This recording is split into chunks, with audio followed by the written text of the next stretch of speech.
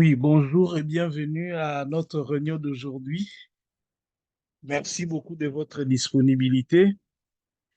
Je tiens à vous remercier de la présence que vous nous avez accordée pour cette réunion qui est intitulée Comment valoriser ses talents.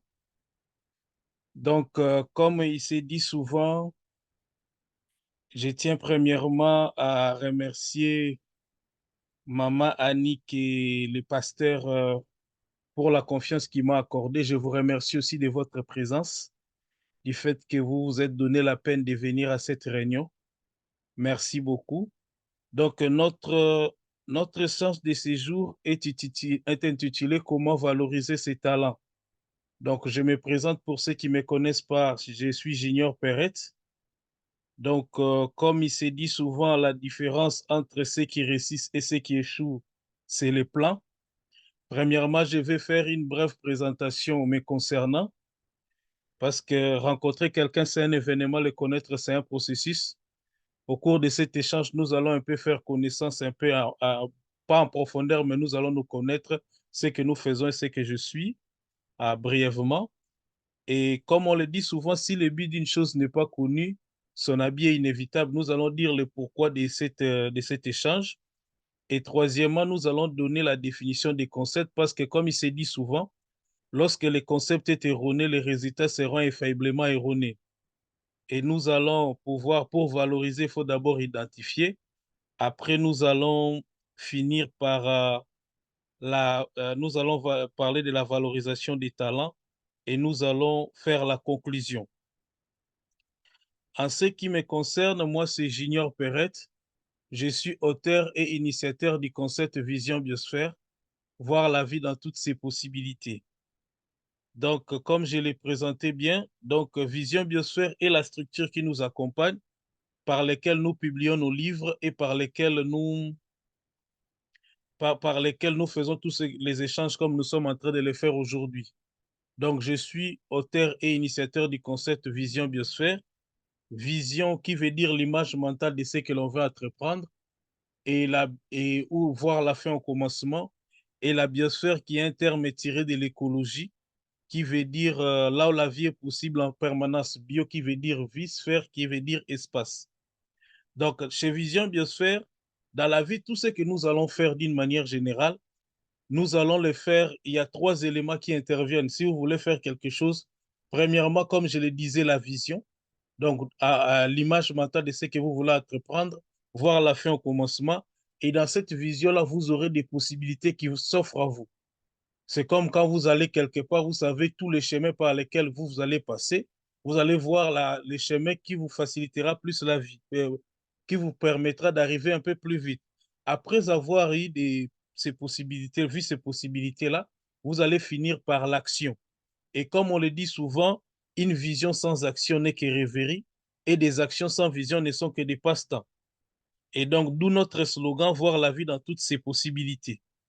Donc, moi, Junior Perret, je suis aussi auteur. Donc, je suis auteur des 10 livres pour le moment.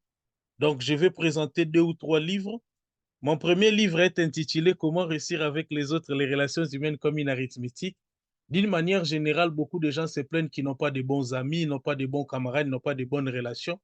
Mais le problème, ce n'est pas de chercher la bonne personne, mais d'être la bonne personne pour les autres. Parce que d'une manière générale, nous cherchons les bonnes personnes sans pour autant savoir que ce que les autres peuvent faire de nous peut commencer par nous-mêmes. Et dans ces livres, j'ai dit que dans une relation, il y a les quatre opérations de l'arithmétique. Il y a une addition de nos différences, une soustraction de la solitude, une multiplication de nos capacités, une division de nos responsabilités. Et nous avons écrit un deuxième livre qui est intitulé Les pouvoirs de la parole en public, où j'ai dit que la parole a trois types de pouvoirs. Il y a premièrement le pouvoir de la confiance en soi. Quand quelqu'un parle en public, il a la confiance en soi. Et le deuxième type de pouvoir, c'est le pouvoir de la révélation, parce que la parole peut révéler la personne que nous sommes. Et le troisième pouvoir, excusez-moi, c'est le pouvoir de progresser ou de régresser. Parce que votre manière de parler ou ce que vous dites peut vous aider à avancer ou à régresser dans la vie. Parce que dans la vie, notre interaction avec les autres, ce que les gens retiennent de nous, ce sont ces quatre éléments. Premièrement, ce que nous paraissons, deuxièmement, ce que nous faisons, troisièmement, ce que nous disons, et quatrièmement, notre manière de le dire. Et de ces quatre éléments, nous voyons que deux déjà concernent la parole d'homme. Une bonne partie de, ce que de notre avenir dépend de la parole d'homme, de ce que nous disons et de notre manière de le dire. Et j'ai sorti aussi un septième livre qui est intitulé Les changements commencent ici. Tout le monde a une idée, il dit que ça ne marche pas bien, le monde n'avance pas. Donc, j'ai intitulé ce livre Les changements commencent ici. Je me suis posé des questions à savoir où commencent les changements. Mais j'ai trouvé que, comme le disait un auteur, un poète congolais, ce qui détruit ce monde, c'est ce qu'il y a dans la pensée, dans le cœur des gens. Et aussi, rien ne peut changer tout autour de vous tant que rien n'a changé en vous. Donc, les changements commencent par nous-mêmes. Et le dixième livre que j'ai écrit s'intitule Vivre au-dessus des difficultés, qui est le dernier qui est sorti au mois de février, où j'ai dit que la souffrance ou les difficultés sont comme une feuille de papier. Il y a le recto de la souffrance qui est la partie stressante ou la partie douloureuse, et le verso qui est la partie qui est tout ce que nous acquérons comme capacité après la souffrance. Donc, ce que j'appelle. Donc, nos livres sont disponibles en format papier et en format numérique. Junior Perrette, Junior c'est mon prénom, mais Perrette c'est un nom que j'ai pris. Pour ceux qui lisent la Bible, Perrette est l'un des ancêtres de Jésus-Christ. Donc, si nous faisons tout ce que nous faisons, tout ce que nous venons de vous dire, c'est parce que pour moi, je suis motivé par des citations. Premièrement, celle de Dale Carnegie qui dit, les idées les plus brillantes au monde sont sans valeur si vous ne les partagez pas. Et la deuxième, c'est Périclès, celui qui a des idées, ne sait pas les faire passer, n'est pas plus avancé que celui qui n'en a pas. Et si on ne parle pas d'une chose, on en perd le contrôle. Donc, je vais dire pourquoi, comme je disais, pourquoi nous avons organisé cet échange. Parce que dans la vie, d'une manière générale, dans les quartiers ou dans les maisons où nous avons grandi, dans nos familles, même à l'école, chacun de nous a une qualité que les autres n'ont pas. Donc, souvent à la maison, quand nous avons grandi, moi, dans ma famille, il y a des gens qui sont, quand il s'agit de la nourriture, c'est eux. Ce n'est pas toujours les mêmes personnes. Quand il s'agit de la nourriture, on donnait toujours à une de nos sœurs. Quand il s'agissait de gérer de l'argent, c'était d'autres personnes. Donc, c'est-à-dire que depuis que nous avons grandi, même dans nos groupes d'amis, on a souvent un ami qui est peut-être conciliateur, qui est rassembleur. On a toujours quelqu'un dans la vie qui a une qualité qui nous différencie. On a une certaine euh, prédisposition que les autres n'ont pas et vice-versa. On appelle ça souvent don ou talent. Il y a des ceux qui, dans la vie, qui se sont focalisés sur leur talent, d'autres non. Or, les talents dans la vie, d'une manière générale, c'est ce que nous avons, que Dieu nous a donné sans demander, parce que nous sommes dans un contexte chrétien. Et selon Gay Hendricks, notre interaction avec le monde se produit dans quatre zones principales. Donc, ces zones-là, ce ne sont pas des zones ce ne sont pas des zones du point de vue géographique, c'est-à-dire ce sont des zones d'activité. Il y a premièrement la zone d'incompétence. Elle est composée de toutes les activités pour lesquelles nous ne sommes pas capables, où nous ne sommes pas doués. Et la deuxième zone, c'est la zone des compétences. Elle est composée de toutes les activités pour lesquelles nous sommes doués, mais d'autres peuvent l'exercer tout aussi bien. Donc, c'est-à-dire que nous sommes capables, par exemple, moi je suis capable de le faire, vous êtes capable de le faire, mais souvent, le problème est que on n'a pas, comment est-ce que tu peux le dire? Euh, il y a toujours quelqu'un qui le fait mieux. Il y a la troisième zone qui est la zone d'excellence où, où il y a des activités que nous accomplissions parfaitement bien et nous gagnons bien notre vie dans ce secteur-là. Mais c'est aussi une piège. Nous ne voulons pas aller trop loin. Et la dernière zone, c'est la zone des génies, la zone qui fait intervenir les talents et nos dons. C'est-à-dire quand nous faisons ces choses, par exemple, il y a des gens, quand ils cuisinent, vous sentez qu'il n'y a pas meilleur cuisinier que lui, quoi. Si il te stresse les cheveux ou te tresse les cheveux ou il te coiffe, tu sens, toi-même, tu vois qu'on dirait qu'il n'y a pas quelqu'un d'autre qui les dépasse. Donc, il y a des ceux qui disent qu'ils n'ont aucun talent, pendant que dans la vie, chacun de nous est né avec, comme le disait Jean-Jacques Rousseau, chacun de nous apporte depuis sa naissance un caractère ou un génie qu'il a depuis sa naissance. Et comme le disait Mark Twain, les deux jours les plus importants de votre vie, c'est le jour de votre naissance et les jours où vous avez découvert, ou les jours où vous découvrez pour lesquels vous êtes, où vous retrouvez, où vous découvrez les buts pour lesquels vous êtes sur la terre. Moi, personnellement, j'ai commencé à écrire des livres par rapport aux informations que moi j'avais. Et c'est au travers...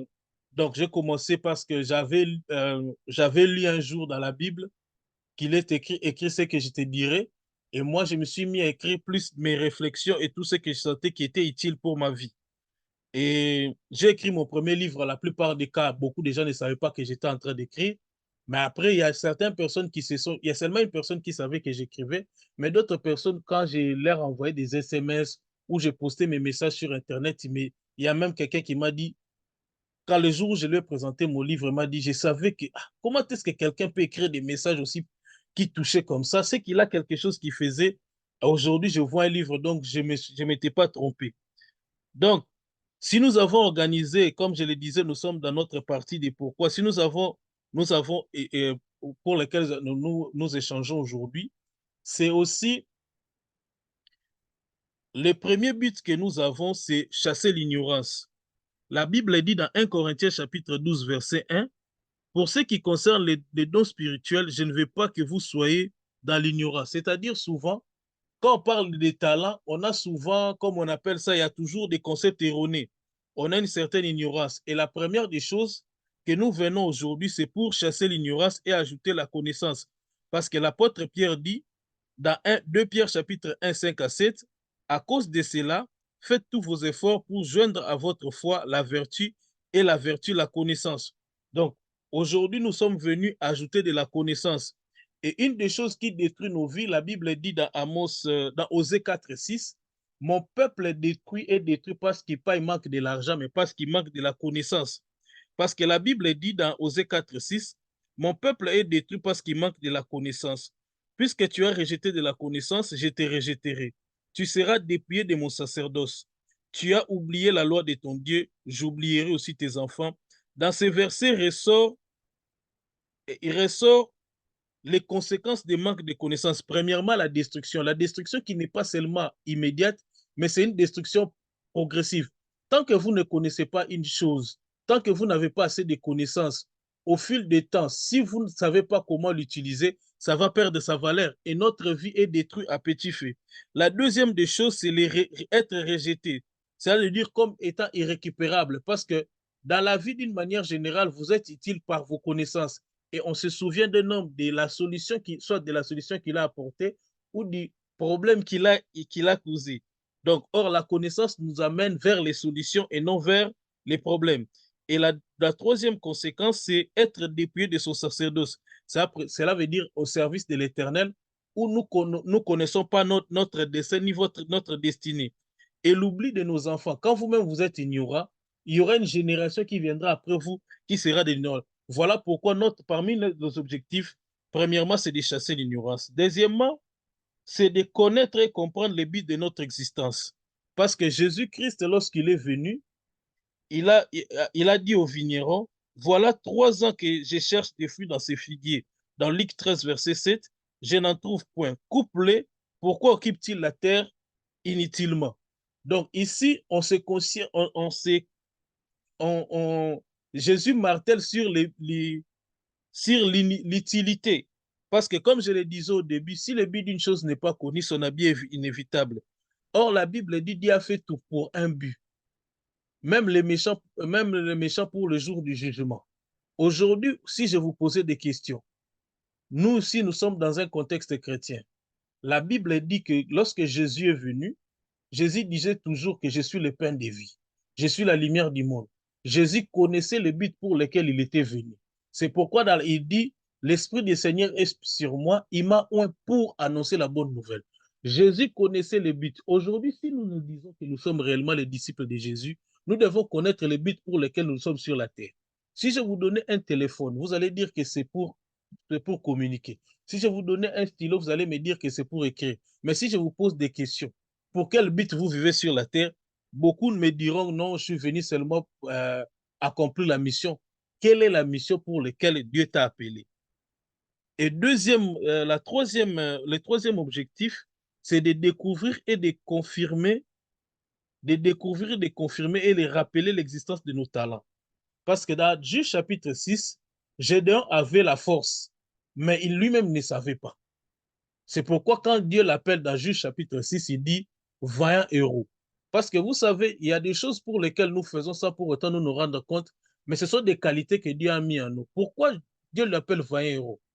Parce qu'à l'époque, au lieu de battre les fromages dans une aire de battage, lui, il était en train de battre les fromages dans un pressoir. Dans un pressoir. C'est-à-dire, ça exigeait plus d'énergie. Ça exigeait plus des efforts. Et ces efforts-là ont développé une certaine force en lui, lui-même ne savait pas. C'est pourquoi Dieu, lorsqu'il appelle aussi Jérémie, dans Jérémie chapitre 1, verset 5, il lui dit, avant que tu ne naisses, je te connaissais, avant que tu ne sortes, je t'avais déjà établi. C'est-à-dire que depuis quand nous naissons, il y a des choses que Dieu a mis déjà en nous, mais que nous ne découvrirons que plus tard dans notre vie. C'est l'une des raisons pour laquelle l'Église a organisé cet événement, pour que nous ne soyons pas des ignorants par rapport à nous-mêmes, pour que nous soyons conscients de ce que Dieu nous a donné. Et le quatrième objectif, c'est éviter des conflits entre nous et la jalousie. Parce qu'il y a certaines personnes, même dans nos églises, même dans les écoles, même dans les milieux professionnels, les gens disent toujours pourquoi seulement lui, pourquoi pas les autres. C'est pour éviter ce genre de phrases parmi nous ou de ce genre de paroles parmi nous. Pourquoi seulement lui? Qu'est-ce que lui a de plus que nous? Dans Genèse chapitre 45, verset 24, lorsque Joseph a rencontré ses frères, la Bible dit, puis il les congédia, ses frères qui partirent, il leur dit, ne vous querellez pas en chemin. Parce que nous tous tels que nous sommes, là, Dieu nous a donné des talents. Mais d'une manière générale, on a souvent tendance à voir que ce que les autres ont sont plus meilleurs que nous. Or, Dieu, quand il nous donne des choses, il nous donne en fonction de notre capacité. Il nous connaît plus que nous-mêmes. Il sait les choses pour lesquelles lui-même nous a appelés. Quand Joseph a donné, il avait donné plus à Benjamin. Mais il les connaissait, il a dit, ne vous querellez pas chez moi. Dieu aussi nous connaissant, il ne veut pas que nous puissions être dans des histoires de jalousie, de haine, parce que quelqu'un et par exemple, souvent quand on parle de talent, les gens pensent plus santé, les humoristes, ils ne pensent pas que par exemple le coiffé, ça peut être un talent. Parce que les talents, ce n'est pas seulement la célébrité. Les talents, c'est utilité. Imaginez quelqu'un qui coiffe le président de la République. Est-ce il gagne la vie? Même peut-être qu'un chanteur, certains chanteurs n'ont pas les mêmes salaires, vous voyez. Et la dernière des choses, c'est de créer et de découvrir l'environnement pour votre talent. C'est-à-dire que quand Dieu nous donne des talents, de la même manière qu'une plante se développe dans un environnement bien précis, de la même manière que nos talents aussi émergent dans un environnement précis. C'est pourquoi vous verrez même Élie, Dieu lui a dit, tu boiras l'eau du torrent que j'ai ordonné au corbeau de... C'est là que je te nourrirai. Dans 1 Roi chapitre 17, verset 4. Dans Genèse chapitre 2, verset 15, la Bible dit, l'Éternel Dieu prit l'homme et le plaça dans les jardins pour cultiver.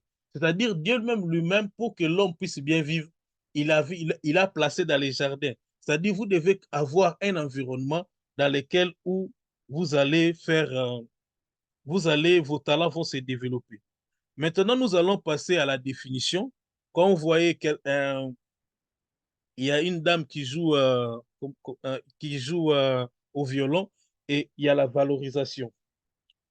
Donc, comme je le disais, lorsque le concept est erroné, les résultats seront infailliblement erronés. Tout le monde dans la vie a un talent. Tout le monde a des capacités que souvent nous ignorons. Selon le Centre national des ressources textuelles et lexicales, un talent, c'est l'aptitude ou une capacité particulière, une habileté naturelle acquise pour réussir dans la société ou dans une activité donnée. Donc, c'est-à-dire, il y a d'abord, c'est naturel ou acquise parce que beaucoup de gens, il y a des choses pour lesquelles que nous acquérons dans la vie aussi. On peut appeler ça compétence. Donc, mais il y a des choses pour lesquelles il y a certains talents, c'est avec l'exercice que nous, par exemple, les gens qui cuisinent bien. Donc, c'est-à-dire, ils ne sont pas nés cuisiniers, mais c'est-à-dire avec le temps, ils ont appris et avec les bases qu'ils avaient, l'amour et la passion, ça a fait aujourd'hui, ils ont un talent meilleur dans le monde de la gastronomie. Mais il faut noter qu'à l'origine, les talents étaient une unité de poids qui représentait environ 20 ou 27 grammes. J'ai suivi quelqu'un qui a parlé de 20, pardon, pas grammes, kilogrammes. J'ai suivi quelqu'un qui a parlé de 40 kilos. Donc, c'est-à-dire, les talents, c'était une richesse. Après, le mot a pris un sens abstrait, celui d'une disposition naturelle ou acquise dans un domaine intellectuel ou artistique, ce qui est synonyme du génie. Aujourd'hui, le talent est considéré comme une super compétence, c'est-à-dire c'est un savoir-faire ancré depuis l'enfance et développé systématiquement. Par exemple, certaines personnes se retrouveront, s'ils sont des bons footballeurs, mais ce n'est pas quelque chose, c'est ancré à eux, ils avaient déjà des prédispositions au sport, c'est ce qui fait qu'ils sont meilleurs. Donc, il y a aussi, dans cette définition, nous voyons que il y a aussi un élément que on dit, les talents aussi, c'est une capacité qui nous permet de faire quelque chose spontanément, avec aisance, sans effort apparent. Vous allez voir que certaines personnes, quand ils chantent, moi, quand j'essaie de chanter même pendant 30 minutes, ma voix n'est pas. Mais il y a des gens qui font des concerts de 2 heures, de 3 heures. Il y a même il y a des gens qui font des concerts de 6 heures. Ça dépend. Donc, nous voyons que les talents, c'est une capacité qui nous permet de faire quelque chose spontanément. Il y a la notion de l'aisance et avec sans effort. Donc, c'est ce que Dieu nous a donné. Donc, les talents, c'est ce que Dieu nous a donné, même si nous ne connaissons pas, même si nous n'avons pas, on ne nous a pas dit que nous avons tel don, mais avec le temps, nous arriverons à l'identifier. Et la valorisation, c'est donner la plus grande valeur à quelque chose, c'est donner la plus grande rentabilité. Parce qu'il y a une chose, lorsque Dieu veut te bénir, il te donnera quelque chose où il mettra en toi, dans ton cœur, un projet et il mettra en toi une capacité, comme on parle de talent. Ces talents-là peuvent t'accompagner tout au long de la vie. Comme David avait le talent de jouer à la harpe, qui l'a amené jusqu'à le roi. Avant qu'il ne devienne roi, lui-même, il était déjà dans les palais royaux. Donc, vous voyez comment est-ce que Dieu organise les choses. Maintenant, nous allons parler d'identification des talents. Si nous lisons dans Matthieu 25, 14, la parabole des talents que tout le monde connaît, et nous savons tous qu'en tant que chrétiens, nous pouvons découvrir nos talents ou identifier nos talents. Dieu peut nous aider par une révélation. Donc, quand on parle de la révélation, je voudrais l'expliquer. La révélation, c'est, vous voyez, quand, quand, on, quand on construit ou quand on met un, vous voyez, quand on veut inaugurer un monument, pour être clair, lorsqu'on veut inaugurer un monument, on le couvre toujours. Tout le monde ne sait pas ce qu'il y a à l'intérieur. La révélation, c'est cette capacité-là de voir au-delà des rideaux des temps, au-delà des réalités actuelles. C'est pourquoi Jérémie, quand Dieu l'appelle, il l'appelle prophète. C'est-à-dire que c'est quelque chose que lui-même ne connaissait pas, que même son entourage ne connaissait pas. Cela a été le cas aussi de Gédéon. C'était le cas aussi de Moïse. Donc, quand Dieu lui découvre ce qu'il lui avait donné, parce que Moïse avait tué quelqu'un, c'était la chose pour laquelle Dieu l'avait appelé. Mais avant que Dieu l'appelle, il le faisait déjà, mais c'est maintenant quand Dieu lui-même vient se révéler à lui que ça c'est devenu effectif. Aujourd'hui, nous tous, nous connaissons Moïse. Donc, c'est-à-dire que vous pouvez connaître votre don au travers de la révélation. Dieu vous donne une révélation. Il y a des gens qui rêvent la nuit en train de parler au micro. Il y a des gens qui rêvent, qui sont en train de jouer d'un instrument de musique ou qui sont en train de dessiner. Il y a des gens qui rêvent de son la nuit.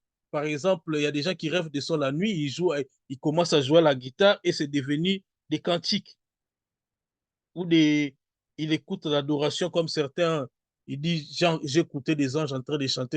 Donc, c'est premièrement par la révélation. La deuxième manière que Dieu met à notre disposition, c'est aussi au travers de la prière. Parce que la prière, c'est pas seulement parler. La prière, c'est écouter Dieu. Parce que dans la prière, il y a une dimension aussi, même quand nous lisons Matthieu 6, nous voyons que dans la prière, il y a une dimension de la retraite, c'est-à-dire quelqu'un se retire. Et deuxièmement, il y a une notion de réflexion aussi. Parce que vous ne pouvez pas parler seulement pour parler, vous devez parler de paroles réfléchies. C'est pourquoi la Bible dit, avant que vous puissiez dire quelque chose, moi, je le sais déjà. Donc ça, c'est dans Acte 9, chapitre 6, dans Acte chapitre 9, verset 6, Tremblant et saisi d'effroi, il dit, Seigneur, que veux-tu que je fasse? Et le Seigneur lui dit, lève-toi, entre dans la ville et on te dira ce que tu dois faire. Là, c'est quand Dieu appelle Saul de Tarse, qui est devenu Paul. Donc, il y a une troisième manière que Dieu met à notre disposition. Il y a aussi l'observation et la réflexion. Donc, dans 1 Corinthiens chapitre 11, 14, la Bible dit, la nature elle-même ne vous enseigne-t-elle pas? Dans Proverbe chapitre 16, verset 20, celui qui réfléchit sur les choses trouve le bonheur et celui qui se confie à l'Éternel est heureux. Donc, la reconnaissance des talents ne s'apprend pas à l'école, mais nous vivons dans un monde imprévisible avec des changements permanents. Donc, dans notre cerveau, il y a ce qu'on appelle les systèmes d'activation réticulaire qu'on appelle en anglais Reticular Activity System, c'est-à-dire dans notre cerveau, c'est ce système qui nous permet de filtrer les informations. C'est pourquoi vous allez voir dans la vie d'une manière générale, il y a de ceux qui ont tendance à suivre plus des vidéos de cuisiniers, à suivre plus des films comment on appelle ça, à suivre plus des films qui relatent plus, des films qui relatent plus des histoires, par exemple, des récits de vie. Vous allez voir, il y a des gens qui sont intéressés, par exemple, aux voitures. Moi, je connais l'enfant d'un de mes amis. Lui, quand il regarde la télé, c'est plus les trains. Donc, c'est-à-dire, quoi, dans le futur, peut-être, il sera conducteur de train, qui sait. Mais aussi, ce système-là nous permet aussi d'autres manières, une autre manière de découvrir les talents, comme je le disais, par la réflexion où la nature nous enseigne, c'est de reconnaître déjà ce que vous faites facilement ou quelle activité qui donne plus de joie lorsque vous le faites. Parce qu'il y a des, par exemple, moi, quand j'écris ou quand je suis sur mon ordinateur en train de réfléchir, ça me donne beaucoup de joie. Et le fait d'échanger avec vous, de partager, comme je le disais au début, pour moi, les idées les plus brillantes au monde sont sans valeur si vous ne les partagez pas. Ce qui me donne la joie, par exemple, la lecture, ça, c'est des choses qui me donnent de la joie. C'est là aussi vous trouvez, par exemple, moi, comme ma mère me disait quand j'étais petit à l'école primaire, ah, moi-même, j'ai quelques souvenirs aussi. J'achetais des petits livres pour lire. Donc, pour moi, depuis mon enfance, j'étais toujours amoureux de la lecture, même si certaines personnes qui sont mes proches ne le savaient pas. Donc, vous pouvez aussi reconnaître, identifier vos talents en posant la question aux autres, ou bien ce que les autres vous disent. Parce que les gens ne vous diront que ce qu'ils voient. Ou certaines personnes, s'ils ont la révélation, c'est que les autres ne voient pas et peuvent voir ça à l'avance. Mais d'une manière générale, nous, on avait un ami quand on était à l'école secondaire, pour avoir fait les humanités techniques agricoles, lui, il aimait trop fignoler les Français, corriger les fautes des autres, vouloir utiliser des mots que les gens n'utilisent pas souvent. Après, un ami lui a dit, toi, ta place n'est pas avec nous. On va faire les lettres, on va faire quelque chose qui est lié à parler pour bien communiquer avec les autres. Aujourd'hui, je vous dis que cet ami-là est directeur d'une radio. Et aussi, vous pouvez aussi, vous pouvez aussi reconnaître votre talent à partir ou découvrir à partir de ce que vous apportez dans la vie des autres. Il y a des gens, lorsqu'ils sont là dans la famille, on sait que lorsque lui, il est là, les gens vont rigoler. Lorsque lui, il est là, les gens vont bien manger. C'est ce que vous apportez dans la vie des autres. Il y a un élément aussi qui vous permettra de découvrir vos talents ou d'identifier votre talent. Imaginez qu'on vous donne tout l'argent, on vous donne toutes les maisons, tout ce dont vous avez besoin. Quel est le métier que vous voulez faire dans la vie? C'est ça aussi par lequel vous découvrirez vos talents. Par exemple, moi, même si j'ai, quel que soit ce que je peux devenir, j'écrirai toujours des livres et je serai toujours heureux d'échanger avec vous tel que je suis en train de le faire. Et je veux un peu, c'est un moment un peu, que cela ne vous fait pas peur, parce que la mort nous paraît tout soudain mais plane sur notre existence. Imaginez que vous êtes décédé. On dit à 5 personnes de dire des témoignages de vous, de ce que vous étiez en train d'apporter dans la vie des autres. Qu'aimerez-vous que les gens disent de vous? C'est parmi l'un des éléments qui peuvent vous permettre aussi d'identifier vos talents. Il y a aussi les circonstances de la vie. Moi, je connais une dame dans une des villes ici. Lui, comment est-ce qu'il est arrivé à... Elle est traiteur. Lorsqu'elle était chez sa belle-mère ou chez sa marâtre, elle était en train de... Sa marâtre lui disait toujours de faire la cuisine. Mais après des années, lui-même, il est devenu amoureux de la cuisine de telle manière qu'elle est devenue traiteur. Et elle prépare toujours bien. Nous allons parler un peu de l'ikigai. L'ikigai qui veut dire la raison d'être, qui est un concept japonais, qui nous fait voir ici, donc, dans la vie, c'est-à-dire, ce que vous aimez, c'est produire à vous la passion. Après avoir la passion, c'est ce qui vous rend, c'est pourquoi, c'est ce qui va vous amener aux choses pour lesquelles vous êtes doué. Ce qui va vous amener vers une profession. Et dans cette profession, ça vous fera que vous soyez payé. Ce qui va vous amener à une vocation. Et cette vocation, c'est ce dont le monde a besoin. Donc, ça, c'est un peu pour dire quelle est la raison d'être, qu'est-ce que vous aimez faire. Dans ce que vous aimez faire, vous allez faire les parcours jusqu'à ce que vous allez arriver à ce dont le monde a besoin. Et c'est ce qui permet aussi, c'est cette raison d'être là, c'est ce qui peut vous donner toujours le courage de continuer de vivre. Bon, comment valoriser ces talents? La première valorisation commence d'abord par la création d'un environnement.